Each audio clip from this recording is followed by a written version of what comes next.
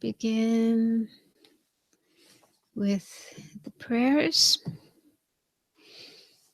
So we'll do the prayer of refuge and bodhicitta, once in English, once in Tibetan, and then once in English again.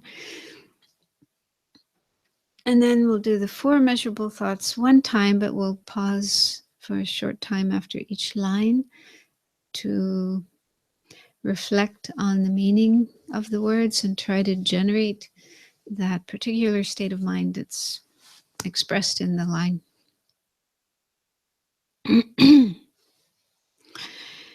I go for refuge until I am enlightened in the Buddha, the Dharma, and the Supreme Assembly. By the merits I create through listening to the Dharma, may I become a Buddha to benefit all sentient beings. Sangye Chodang Soke Chognam La Jangchu Bardo Dagni Kyapsu Chi Dage Chunyan Gipe Sonam Ki Drola Penshir Sangye Drupar Shok. I go for refuge until I'm enlightened to the Buddha, the Dharma, and the Supreme Assembly. By the merits I create through listening to the Dharma, may I become a Buddha to benefit all sentient beings. May all sentient beings have happiness and the causes of happiness.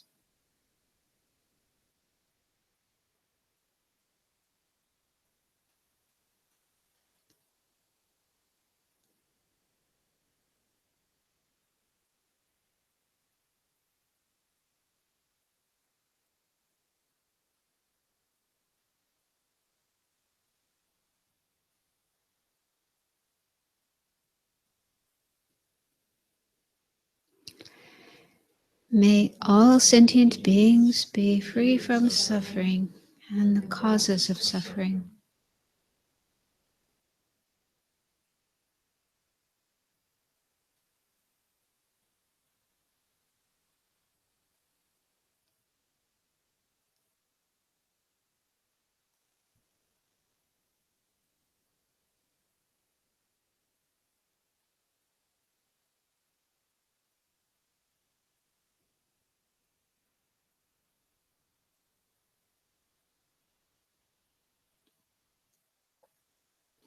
May all sentient beings be inseparable from the happiness that is free from suffering.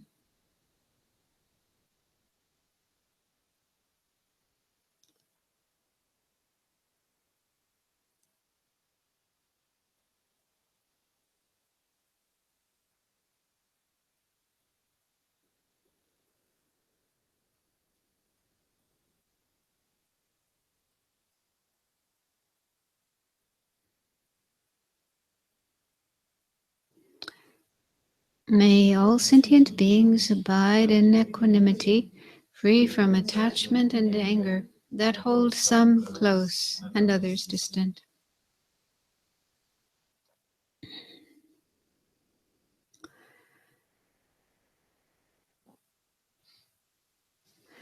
So let's just sit quietly for a while. You can continue contemplating these points if you wish, or just do some other practice, for example, meditation on the breath, mindfulness meditation. So just to make sure that our mind gets calm and settled down, clear, relaxed as much as possible before we get into the actual subject for tonight.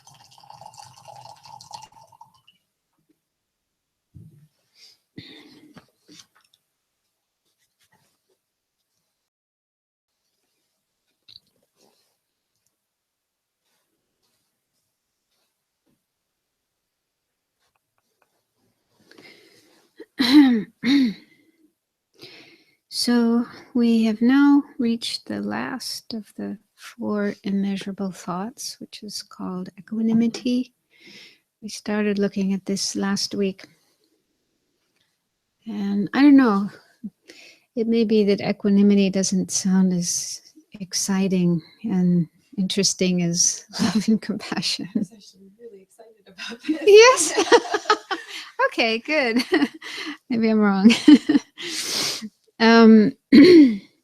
Anyway, it's really important to develop it alongside or along with love and compassion and joy. Because if we don't have equanimity, then when we, have love, compassion, and joyfulness, they will be uneven. We'll be able to feel love, for example. We feel love for some people, but then we exclude others from our feeling of love. Like we say, I love you, but not you. I have compassion for you, but not you. So does that sound right? Does that feel right? Is that really a good way to be? Of course, you can if you want to. Everybody has free choice. But if you really think about it, really look at that state of mind, you might see, yeah, it doesn't seem quite right. Not fair. It's not fair, right, to love one person and not somebody else. So this is what happens if we don't have equanimity. If we don't have equanimity, then our feelings of love and compassion, kindness, caring, wanting to help, and so forth, these really positive feelings towards other people, will be limited, will be like discriminatory. we have them only for some people, but not for others. And then, so what's wrong with that? Well, for one thing, the people who we leave out, people who are left out of our feelings of love and compassion, they might feel hurt about that, just as we do, right? So if we see somebody being really warm and friendly and caring to some people, and then when they look at us, they have this cold, angry look on their face. So that doesn't feel very good. That hurts. Okay. So the ones that we don't have love and compassion for will probably feel hurt by that. And not only that, it also harms ourselves if we think about it, because these positive feelings, love and compassion and joy, they feel good, right? When we feel that way, when we feel love for somebody, it's a beautiful feeling. It's a wonderful feeling. It sort of fills us up with good feelings. And so if we limit our love, if we say, okay, I'm only going to love these 10 people and not everybody else, then that limits the joy that we could experience, by having love for more and more people. So the more people we can, not just people, beings, the more people and beings we can feel love for, then that means we ourselves will be able to enjoy that wonderful feeling of love, right? Isn't that nice? Wouldn't that be nice? I mean, if you think about it, when we do feel love for somebody, it's such a nice feeling. It's a beautiful feeling. It's a wonderful feeling. So imagine what it would be like if we could feel that way towards everybody. Everybody we see, everybody we meet, everybody we see on the television, everybody we hear about. Yeah. Yeah. If we could have that feeling of love for everyone, wouldn't that be nice? Yeah. Because that means we will be able to have all the benefit of that beautiful state of mind, that wonderful feeling of love and compassion. So the point I'm trying to make is that if we don't have equanimity, if we, reserve our love and compassion only for a limited, probably small number of people, then we are holding ourselves back. We are not allowing ourselves to experience the tremendous joy and benefit that we could experience if we really opened up our heart and were able to feel love for everybody all the time. Does that make sense? So equanimity, being able to generate equanimity, will help us to do that, will help us to break down the barriers, whatever it is that causes us to not be able to feel love for others and be able to feel love for more and more people. Another problem, if we don't have equanimity, is that we will continue to experience the disturbances and the painful feelings that come from these disturbing emotions of attachment and anger and ignorance. So equanimity is the opposite of that. The opposite of having attachment for some people, aversion, anger, hatred for other people, and then this sort of uncaring indifference for everybody else. So, in other words, those are the three poisons, right? The three poisonous states of mind we talk about in Buddhism. There are many, many disturbing emotions or delusions in our mind, but Buddhism says the three main ones are attachment or desire, craving, whatever you want to call it, anger, hatred, and then ignorance.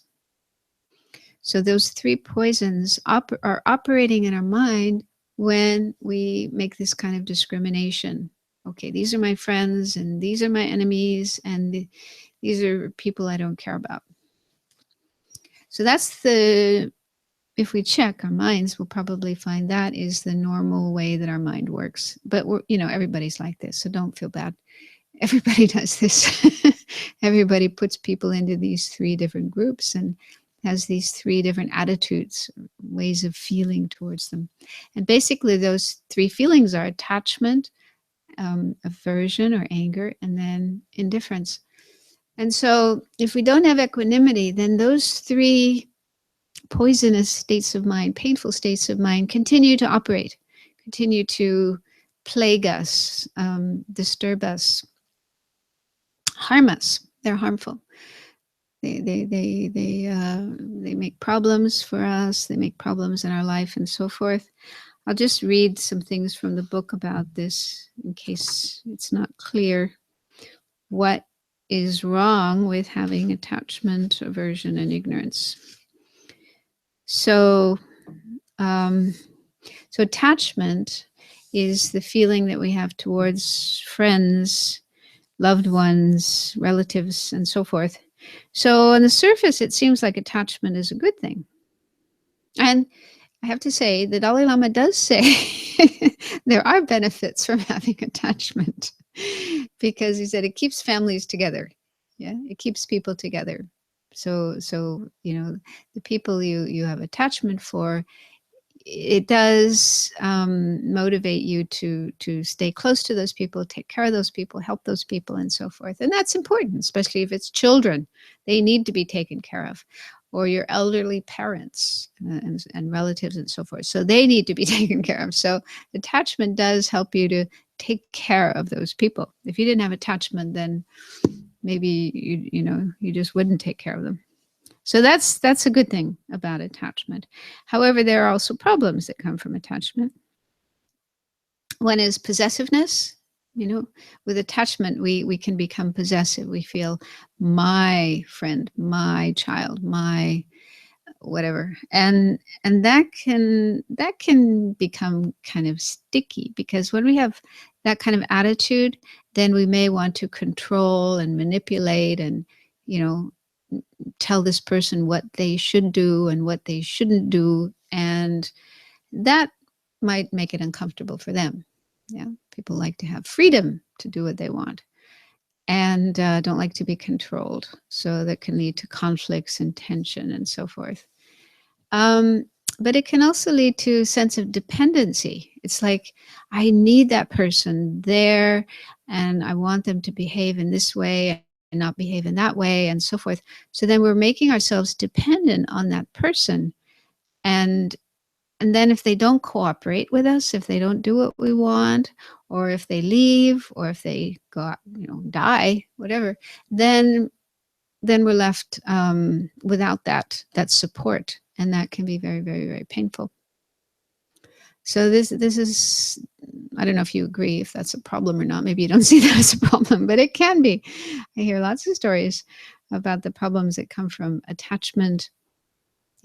People being attached to, for example, parents being attached to their children and then trying to run their lives, trying to control their lives, trying to tell them what to do.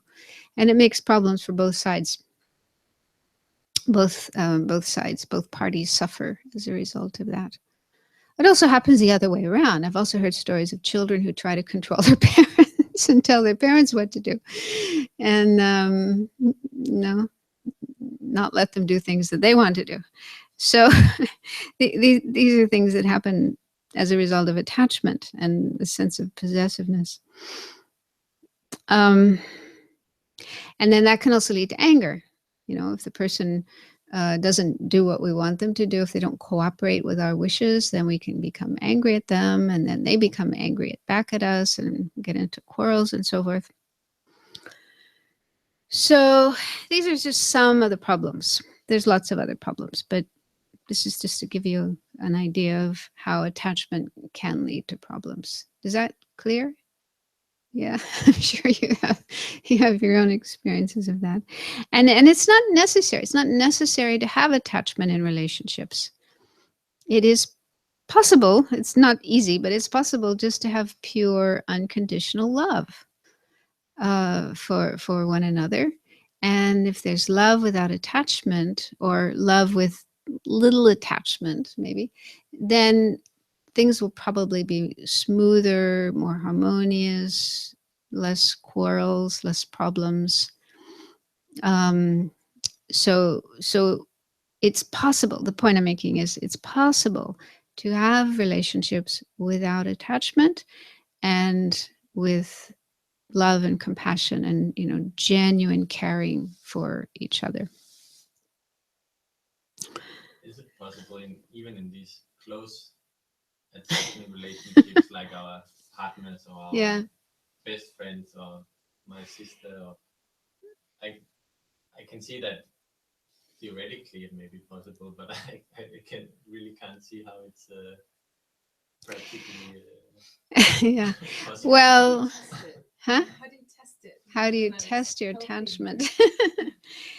Yeah, I'm saying it's possible. I'm not saying it's easy to do. But if someone is really working on their mind and working on their attachment, then I think one can at least reduce the attachment. Maybe it's hard to have zero attachment. That may be hard unless you're very highly realized. But it is possible to reduce attachment and have less of it. But yeah, it is hard to know. It's hard to know whether you have it or not. I guess one sign of whether there's attachment or not is how you feel when the person goes away or passes away.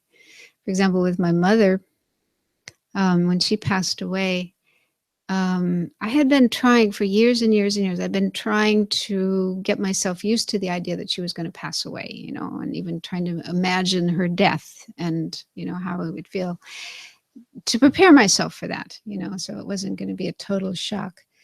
So I thought I was pretty prepared for her passing away. And also I didn't think I was very attached to her, because I left home, when I was about 20 or so. And since then, up until the time she died, which was, 30, 40 years, I didn't see her very much. I would only go home once every couple of years, or it was once a year in the last few years. But, I didn't spend much time with her. So I thought I could be quite happy without my mother, just seeing her once a year. But then when she died, it was like, oh, wow. That attachment was, wow, so strong. It was really a huge loss. But then I thought, well, it actually makes sense because, our body comes into existence from her body. And we're actually physically attached to her with the umbilical cord for a period of time while we're in the womb. And then when we were born, we're like totally dependent on her for our food and love and warmth and care and everything. So it's like a really, really strong, strong bond, strong connection. Because I felt it physically. I really felt this loss physically. It was wow. So it's hard not to have attachment at all. But I'm just saying, the point I was trying to make is, because sometimes people say they can't imagine not having attachment. They can't imagine having a relationship without attachment, almost like attachment is a necessary ingredient for a relationship. So I'm trying to make the point that I don't think that is necessary. For example, the Dalai Lama, he has, I guess most of his relatives have passed away now. He still has a sister and maybe a brother or two. I don't know. I can't say what's going on in the Dalai Lama's mind, but I'm sure he loves them very much and cares about them very much and is very close to them, but probably doesn't have a huge amount of attachment or any attachment. So I'm just trying to say. Cried when he lost his brother. He said, but he didn't. I don't think he went into like a state of sorrow or like depression, but he did say he cried. And probably his mother as well. Yeah. Because she sounded like a really wonderful, loving, compassionate person. So, yeah, I'm sure that was hard for him. Yeah. I don't know. I'm just saying, according to Buddhism, it is possible. Because there's this story of when the Buddha passed away. He was surrounded by a number of his disciples, very close disciples. And then, he passed away. And when he passed away, some of the disciples started, grieving, crying, and they were really, really, really upset. And some of the disciples did not. They were very calm and not happy, but they didn't sort of fall apart. No. And so the understanding I have is the ones who had reached nirvana, who had attained nirvana, or maybe also realized emptiness, realized, the absence of a self, they were the ones who were able to stay calm and not get overly upset about the Buddha passing away. And it was the ones who hadn't yet attained those realizations who were really upset and crying and so forth. So that's why I say that, when our mind reaches a certain level of realization, mental development, then, which mainly is seeing the true nature of things, the reality of things, emptiness, selflessness, then that is the antidote to things like attachment, aversion, and so forth. So up until that time, we will have, we will have these emotions coming up. But after that, then our mind will be much more calm. Time we can at least reduce it, huh? Next year. Next year? Maybe not this year, but next year. Maybe, yeah. Well, don't expect too much. It does take time. Okay. Let's see, maybe. Okay. It's a challenge. And I think we can also, with mindfulness, with watching our mind and so forth, and learning and practicing Dharma, we can at least be more aware of attachment when it does start to arise, and we can choose to not feed it, to not, put more fuel in the fire if we want to. You might choose to, you might wish to, if you meet your dream person. You might want to go for it. But if you can see, Because sometimes you might fall in love with or be attracted to a person who you think probably wouldn't be very good for you. So warning lights are going off. What does that say? Warning bells going off in your mind. So then you can say, no, I'm not going to feed that fire of attachment. That's not going to be good for me. So at least you have more choice. You have more choice about whether to cultivate it or feed it, or whether to say, no, I don't want to feed that one. And also it's good to know that you can still have love without attachment. The two things are not synonymous. So we can have love for people. We can have lots of love and compassion for them, but without that extra bit of attachment. Although not always easy, but possible.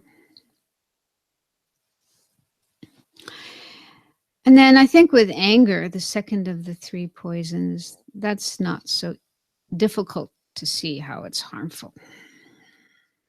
So it's very painful when we have it in our mind, and it leads to, not very nice behavior, speaking negative words, and maybe even doing things physically to another person. And so we know ourselves what it's like to have someone angry and hateful towards ourselves.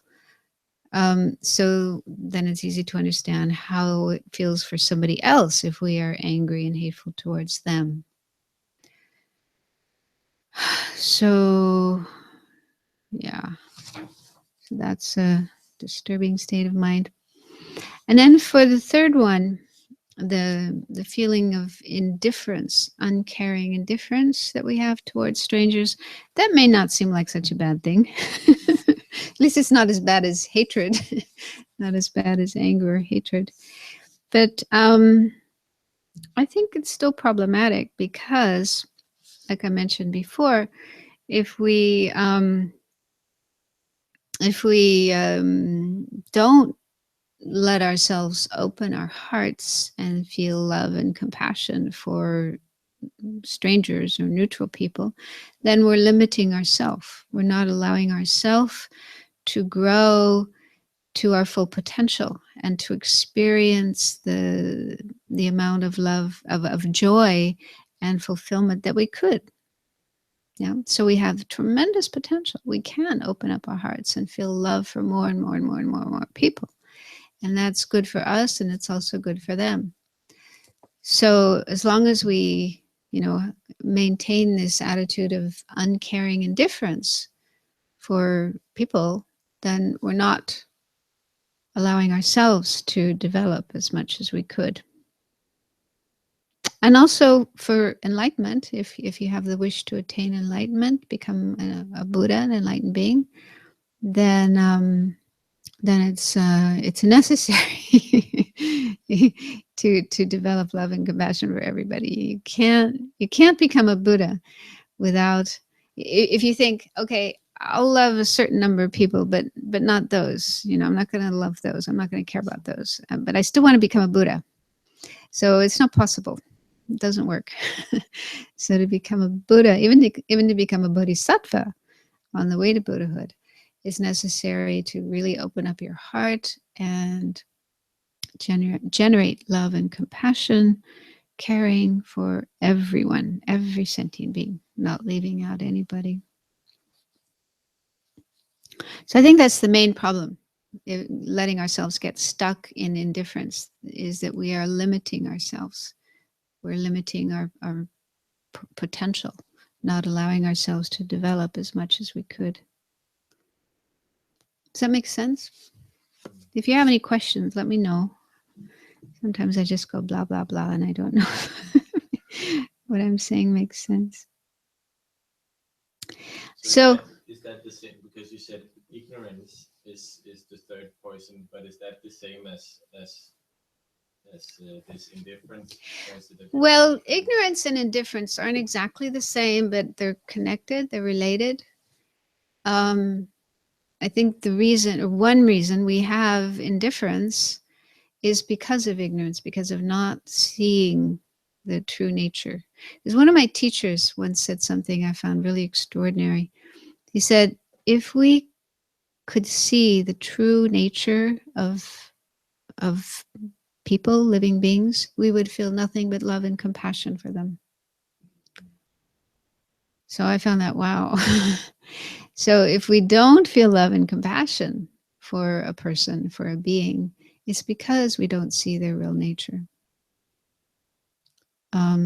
Because these three poisonous, well, ignorance is one of the three poisonous states of mind, and then the other two, compassion and love, they're all based on not seeing reality, not seeing the true nature of ourself, not seeing the true nature of others, not seeing the true nature of all phenomena. So it's as though our mind is kind of encased or clouded by ignorance that doesn't see the true nature of everyone and everything. And that limits us. That causes us to see things in a mistaken way. And then on the basis of that, we generate anger and hatred towards those we see as enemies, and we have attachment for those we see as friends, and then uncaring indifference towards everybody else. So all of that is based on not seeing the true nature, not seeing the reality of oneself and others, which is hard to understand. I mean, I think one has to really get an understanding of emptiness to make sense of all of this. But anyway, it's all based on not seeing the true nature. So if we do see the true nature of ourself and others and everything else in the world, then that it's said, I'm not there yet, but it said that really opens up our heart and allows, enables us to really generate love and compassion for everyone, ourselves and everyone else. So that's why I think there is a connection between ignorance and indifference. But there's also a connection between ignorance and hatred and attachment. So they're all based on ignorance of reality. So if we can develop equanimity, then we'll have fewer problems that I just mentioned, and we'll have the opposite. We'll have more joy, because if we can have more love, more compassion, then we ourselves will be happier. We'll be a happier person. And then we'll have less anger, less anger and hatred, which is so painful. So we're, free of that problem. Less attachment, which also can be very problematic, very painful. So our mind will generally be in a much more calm and clear, peaceful and joyful state of mind if we have more equanimity. So how to develop it? So we'll do the usual meditation maybe after the break, because we don't have time now, but I'll just explain it. The usual way to develop equanimity is to imagine three people. One is a friend, somebody we like. One is an enemy, somebody we don't like. And then a stranger, someone we are indifferent to. We started doing this last week, and I asked you to imagine these three different people, and then just look at your mind and try to understand why you have this discriminating attitude, why you have such different feelings for these three different people. And I also gave you some homework. I don't know if anybody remembered to do it, but like during the week, huh? The list.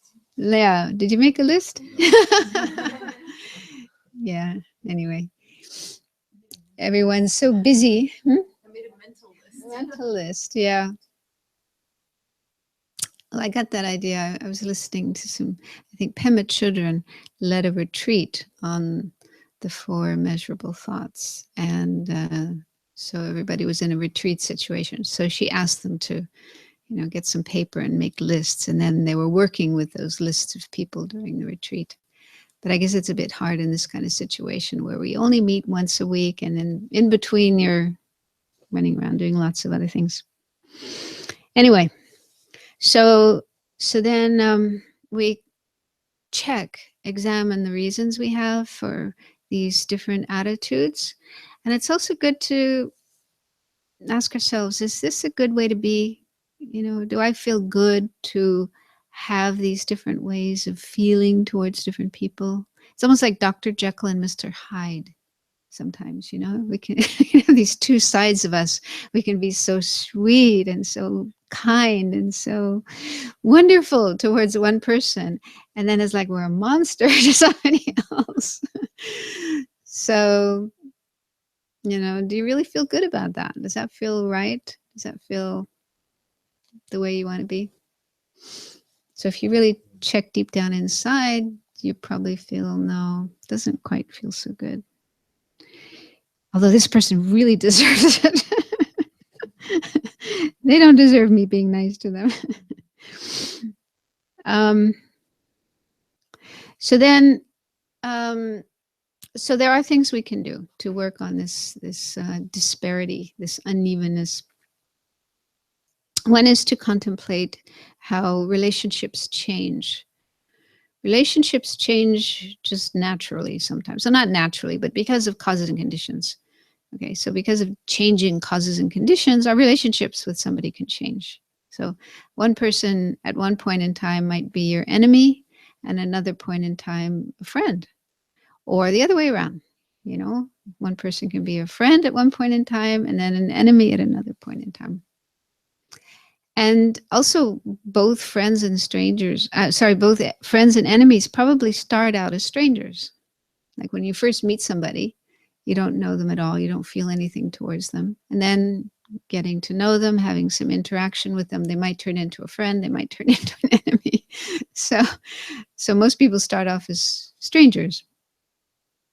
So recognizing how our relationships with others can change because of different causes and conditions, that can help us to see relationships as more flexible, more fluid, rather than fixed like stone, you know, like something carved in stone. It's going to be there. It's going to be like that forever and ever and ever. It's never going to change.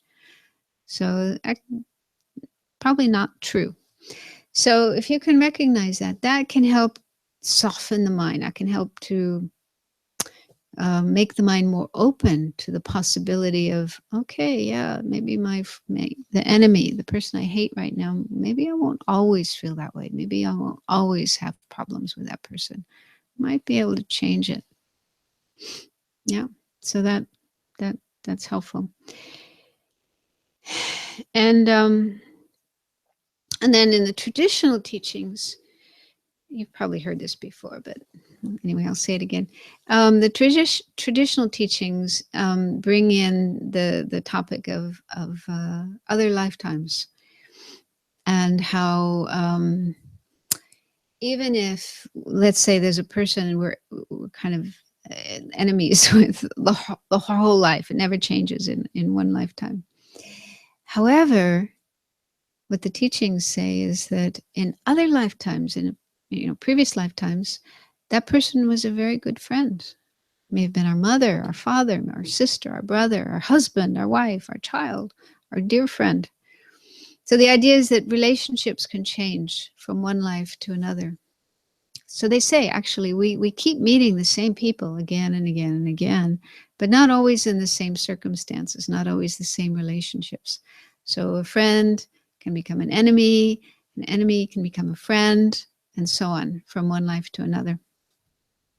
So I know for many people it's hard to believe in reincarnation, other lifetimes, so this wouldn't work. So if you don't believe in other lifetimes, then thinking in this way probably wouldn't help.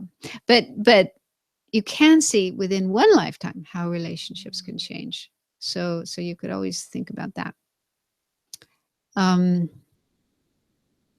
There's a story I heard of, I don't know, I guess it must have happened shortly after the Second World War, World War II. And the story was, there was a couple, an English couple, with their child, and they were on holiday in France.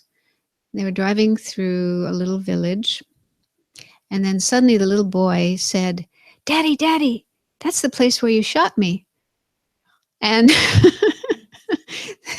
so it turns out the father had been a soldier in the Second World War, had been in that village, and had shot a German soldier in the place where that little boy said. Kind of makes goosebumps, doesn't it? So, but this is compatible with the Buddhist teachings. You may have heard this story. It goes back to the time of the Buddha, when a Buddha's disciples, Shariputra is one of them. He's mentioned in the Heart Sutra. Shariputra, he was renowned for his wisdom. So he was once walking through a village, and he saw this house, and the family was sitting outside having a meal. There was a mother and a father and a baby, and they also had a dog sitting on the begging. You know how dogs like, they're sitting there begging, hoping to get some of the food, and they were eating a fish. And so the story is that there was a fish pond behind the house. So the father had gone fishing in the fish pond, caught the fish, and then they cooked it for dinner, and they were eating this fish. So Shariputra looked at this situation, and he said, because he could see connections from other lifetimes. So he could see that, let's see if I can get it right. It's complicated. The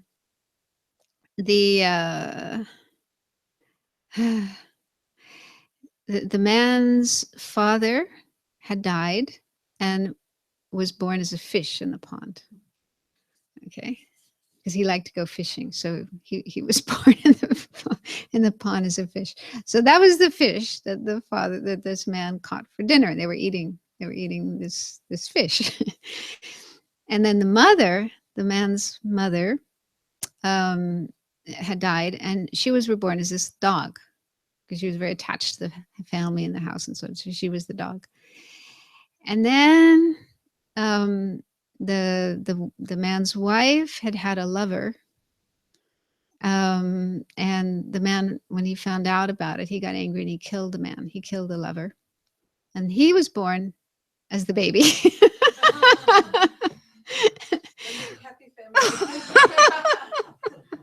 So Shariputra, because it's clairvoyance, he could see this. So he said, how strange samsara is. Eating the father, hitting the mother over the head, because the dog was kind of begging. So the man was, pushing the dog aside. Get away, get away. So hitting the mother on the head and holding the enemy on the lap. So the man was holding the baby on the lap. So the baby was his enemy that he had killed and was reborn as his child. So, but you can see it makes sense in a way, because the lover was very attached to the wife. So he was born as her baby. And then the mother was attached to the family. So she was born as the dog. And the father was attached to the area as well, was born as a fish. So again, if you don't believe in reincarnation, then you probably wouldn't. It's a good story. So the mother had a lower rebirth because she had an affair. So she was born No, she's not the one that had the affair. It was the wife. Ah. So there was a man and his wife and their baby. Okay. So the wife is the one that had an affair with some other guy. The husband killed that guy out of anger and jealousy. And then he was born as their baby. Well, she was the dog, right? No, his mother was the dog. Okay. His mother was the dog. His father was the fish. It's complicated. It's complicated. Anyway, but this is what they say. If we have attachment can bring us back to the same people, but not always in the same kind of relationships as before.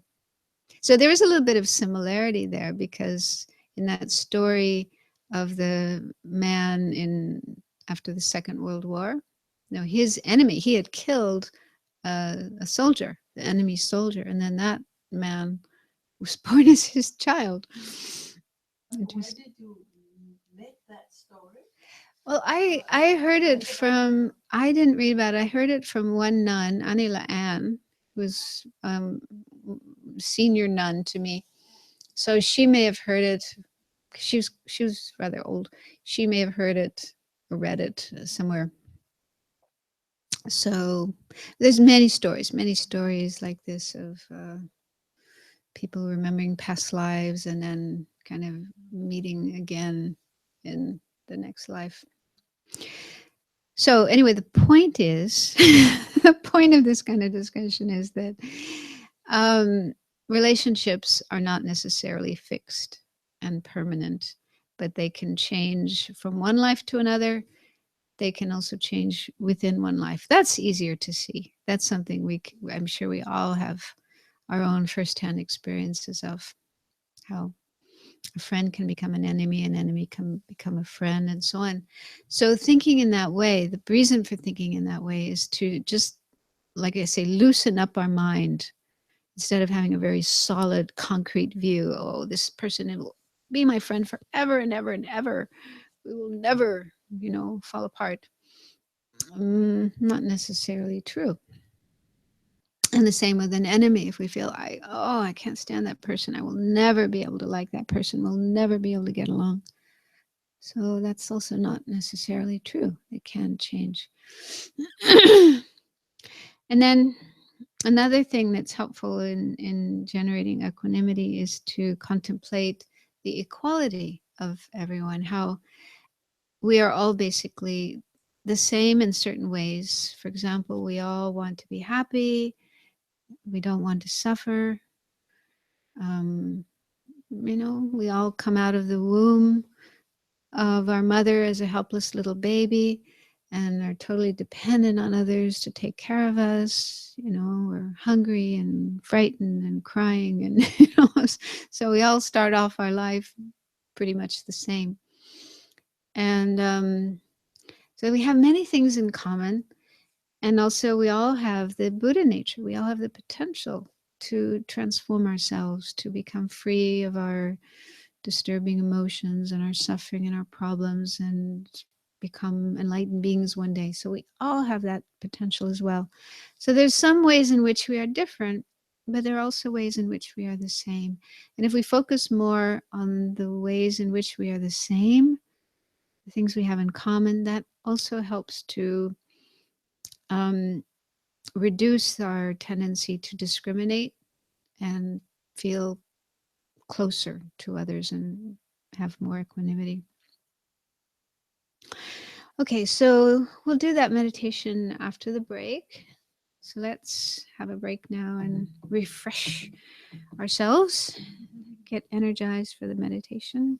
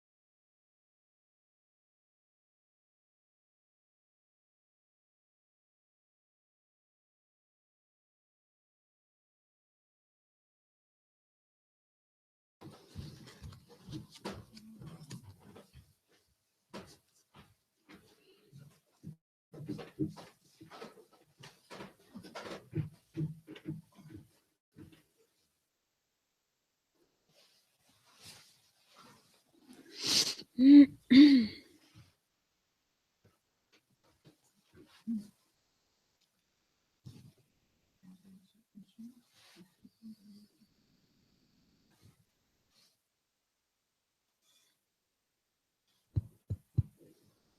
it working? I hope it's on. Yeah. Yep, it's on.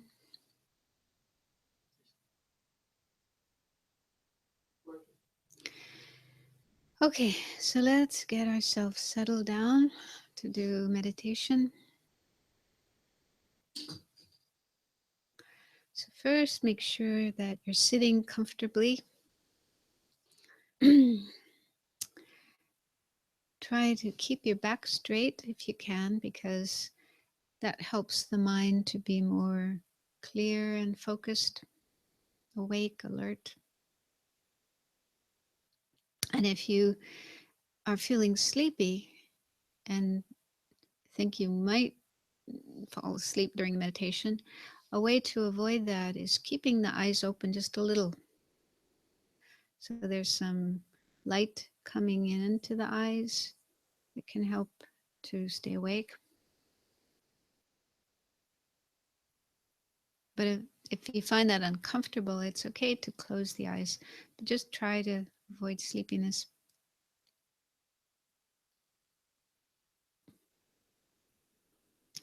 And then decide to do the best you can to keep your mind focused on the meditation and not think about other things that are not related to the meditation. So if other thoughts do come up in your mind during the meditation, just say, no, not now, and put them aside until later, and then come back to the meditation. So just try your best to stay focused, concentrated on what we're doing.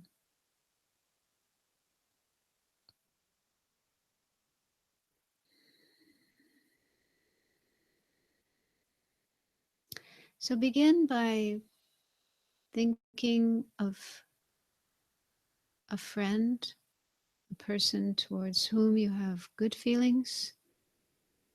So this could be, it could be a relative, a family member, or a friend. So just someone towards, someone you find easy to like, and you like to spend time with this person, help this person, do things for this person, and so on. To bring to mind one person like that, and imagine that being in front of you, a little bit to the left side.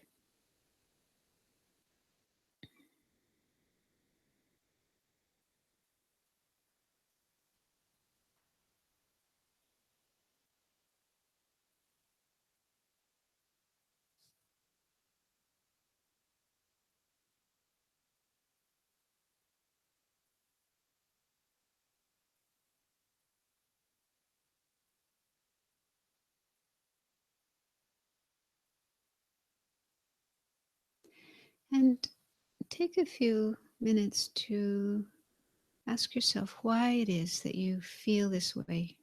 Why do you like this person so much?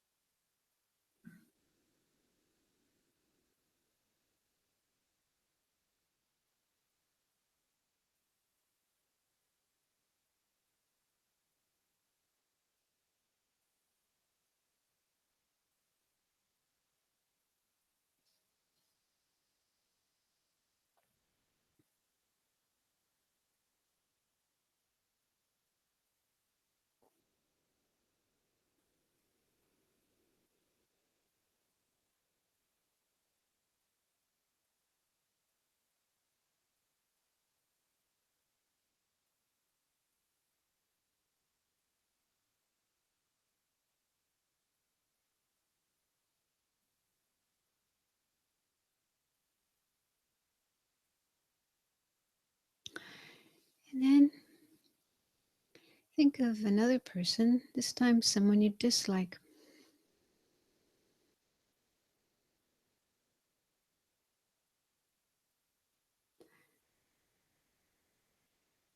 And when you have thought of such a person, imagine that person on the other side, the right side in front of you.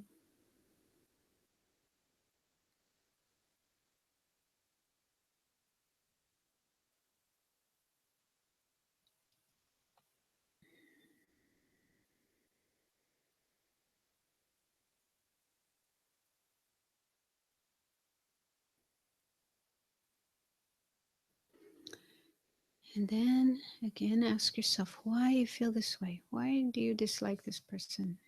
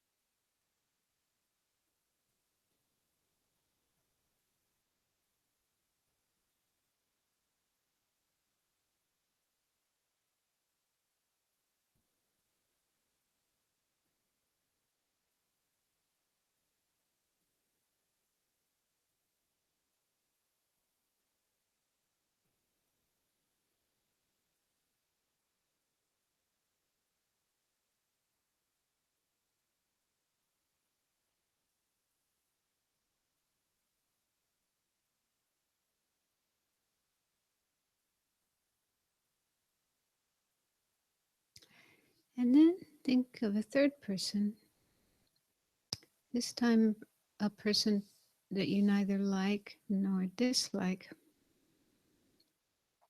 Let's call a stranger. So this could be someone you know, maybe a neighbor or a colleague at work, someone who works in a shop where you buy your groceries.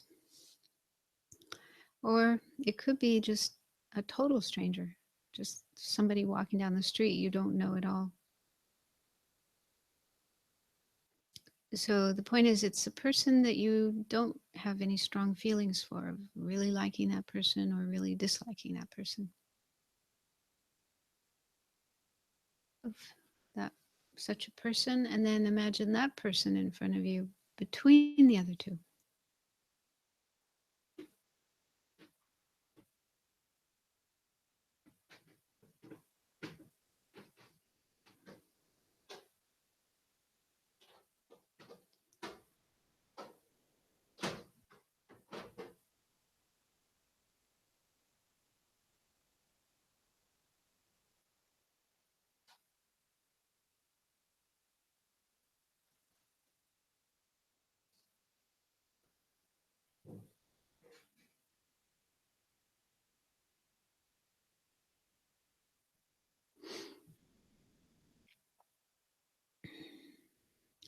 And then again, ask yourself why you feel this way. Don't like the person or don't dislike the person. Why do you have this sort of uncaring indifference?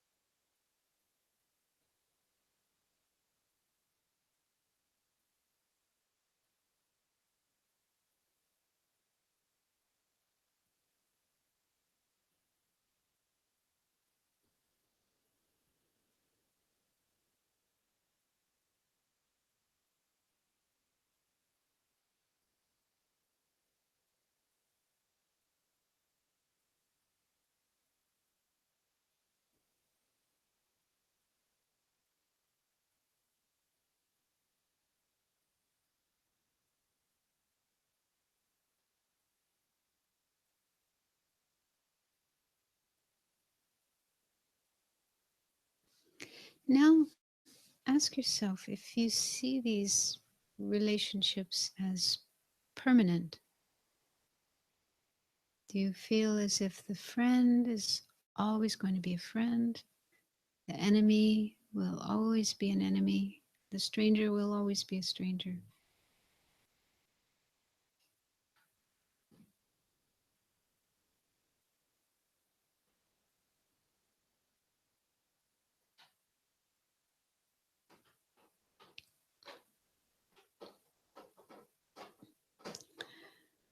So the reality is that relationships can change because they depend on different factors like causes and conditions, things that happen in our mind, and so on.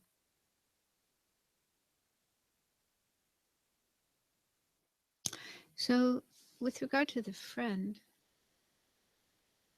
it could happen one day that this person does something that might hurt you or upset you, and then the feelings you have towards the person would change. You might even feel anger, hatred, like you never want to talk to this person again, never want to see them again. Just check to see if that's a possibility. Is it possible that that could happen?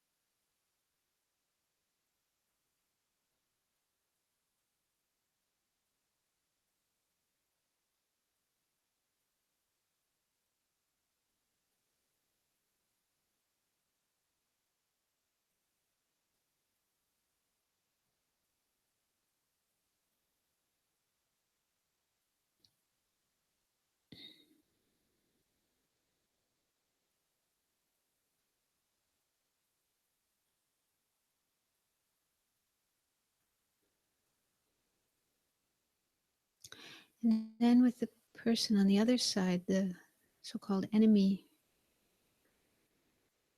this could also change. For example, imagine one day you are in need of help. Maybe you're driving a car, your car breaks down, and this person comes along and helps you to fix your car so you can start driving again. Imagine that happening and just see if there's any change in the feelings that you have towards this person.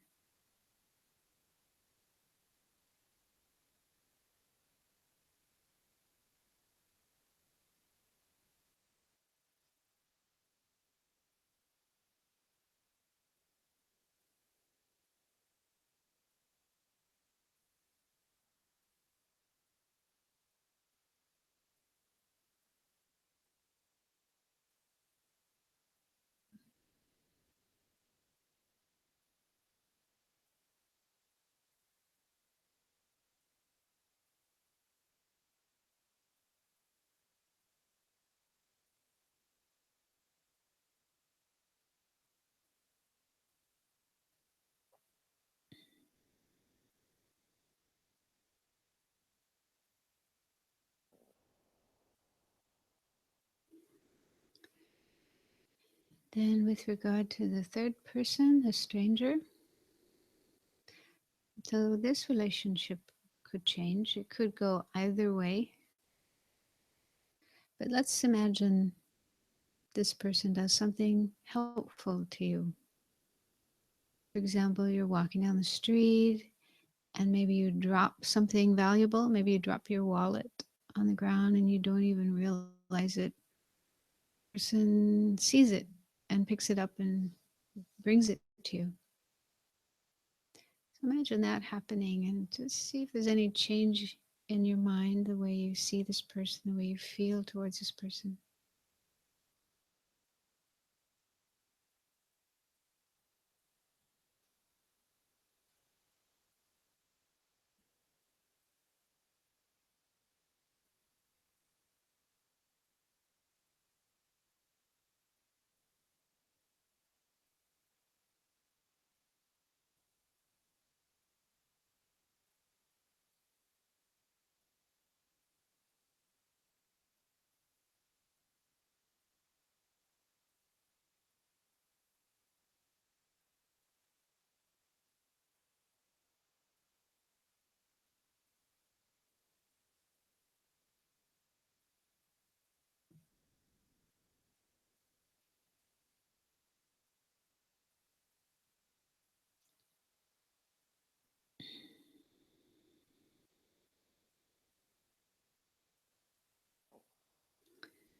So if we can see that because of changing circumstances, the feelings that we have towards others can change, then that can help us realize relationships are not permanent, not fixed, frozen, unchanging. And that can help us open up our hearts more to the possibility of having positive feelings, friendly feelings towards others, even enemies, even strangers. Another thing that can help us work on equanimity is contemplating how we are the same. So we usually focus on the differences, how we are different from each other, which is true. Each one of us is unique, completely different from everyone else. But there are also a lot of things we have in common. For example, deep down inside, we all have the wish to experience happiness, health, and safety. Nobody wants to suffer. Nobody wants pain. Nobody wants to be hurt, depressed, unhappy. Nobody wants to be treated badly. One thing we all share, the wish for happiness, the wish to not suffer. So think about that. See that you and these three people sitting in front of you are all equal in that way.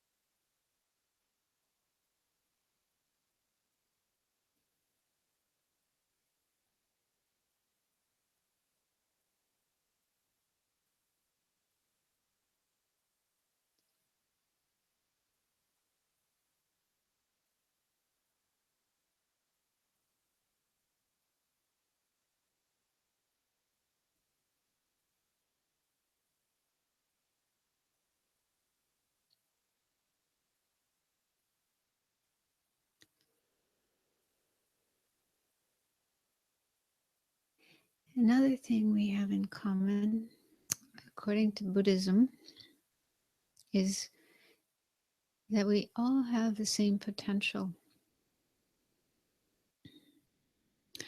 We all have a mind, and the nature of our mind is basically the same, knowing. And our mind has the potential to totally transform, to become free of all the disturbing and negative aspects like anger, hatred, jealousy, ignorance, and so forth. So all of those are not permanent parts of the mind. They can be reduced, cleared away, and eventually the mind can be free of them. And we can develop our positive qualities, love, compassion, wisdom. So everybody has those, and they can be developed more and more and more. And eventually the mind becomes completely perfect and pure, an enlightened mind. So everyone who has a mind, every being has this potential. And according to Buddhism, one day we will all reach this state of enlightenment. We will all become Buddhists. So just think about that in relation to these three people in front of you. See if that's something you can accept, and it might help you to feel a greater equality or equanimity.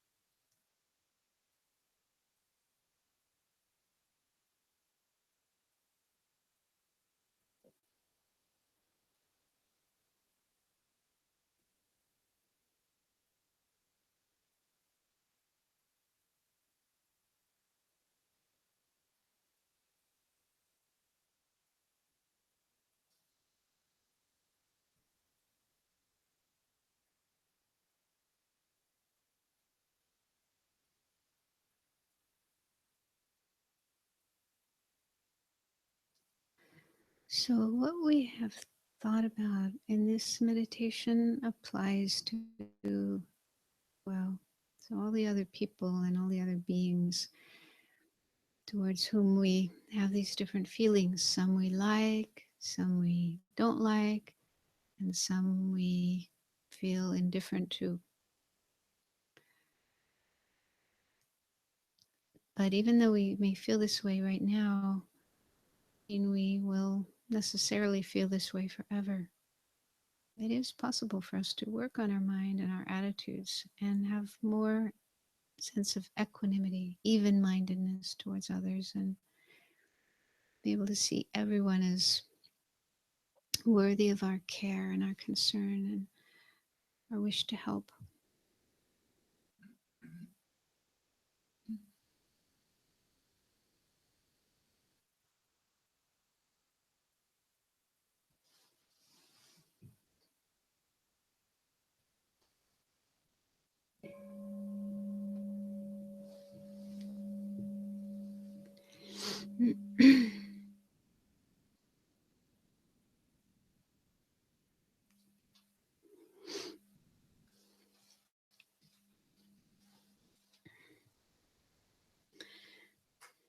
So, just for the last bit of time we have left,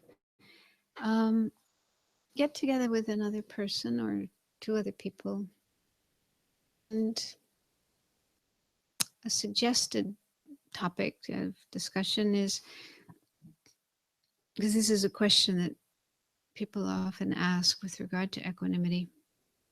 If we develop equanimity, does that mean that we will have the exact same relationship with everybody? Do you understand? Good question. Maybe you could just discuss that amongst yourself. Equanimity. Will I relate to everybody in exactly the same way? So just share your ideas about that. Then we'll.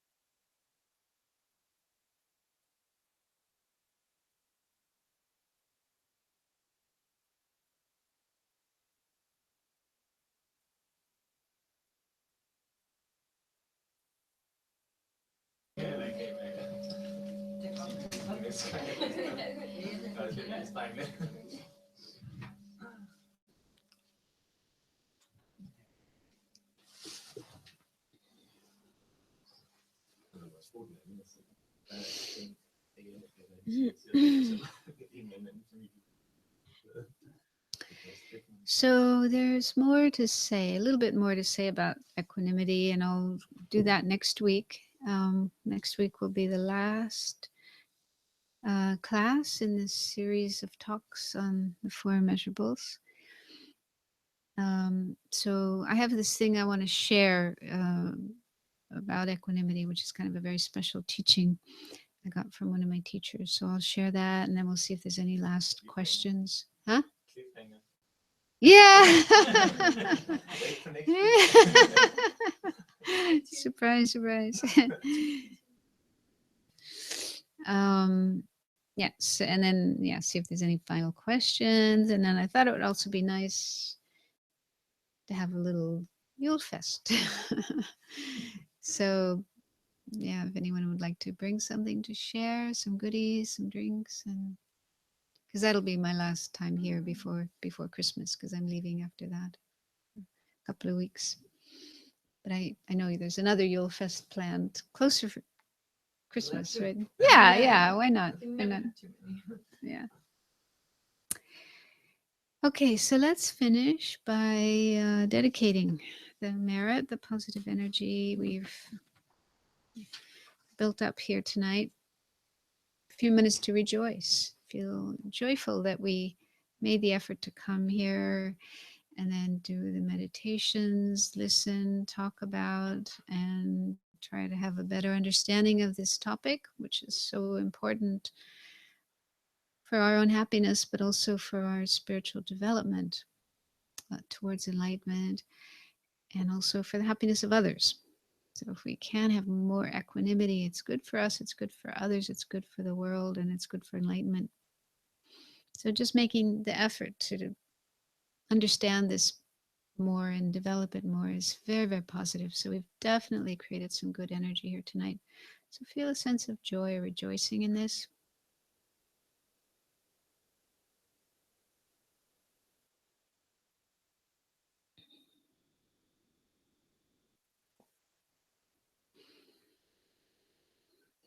And then we can dedicate this merit, this positive energy with others, and wishing that it will help others as well as ourselves to have more love and compassion, more equanimity and joy, more wisdom, more patience, and all the other positive qualities that help us towards enlightenment and also help us be happier here now.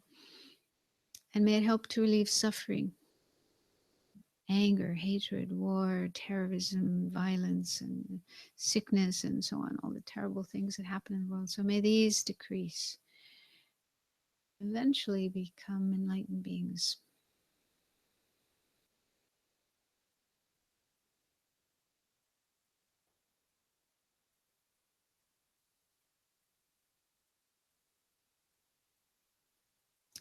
So on page 3 and 4, there's some dedication prayers.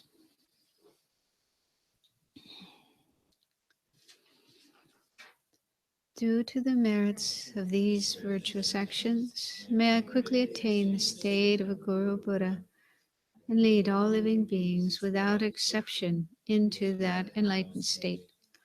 May the supreme jewel bodhicitta that has not arisen arise and grow, and may that which has arisen not diminish, but increase more and more. A land encircled by snow mountains, you are the source of all happiness and good.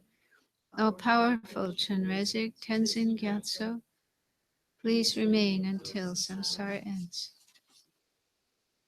You who uphold the subduer's moral way, who serve as the bountiful bearer of all, sustaining, preserving, and spreading Manjunath's victorious doctrine, who masterfully accomplish magnificent prayers, honoring the three jewels, Savior of myself and others, your disciples, please, please live long.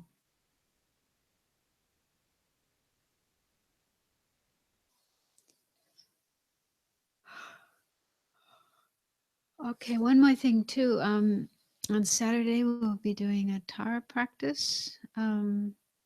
Starting at 4 o'clock. It's not very long, half hour, 45 minutes. So if anyone's interested, simple, short and sweet Tara practice. Do you want to mention about? Speaking of Tara, and the Tara Children's Project at the Root Institute in India, you've probably seen the hung around. We are collecting children's sweaters donations for the orphaned children that are there. There's about 20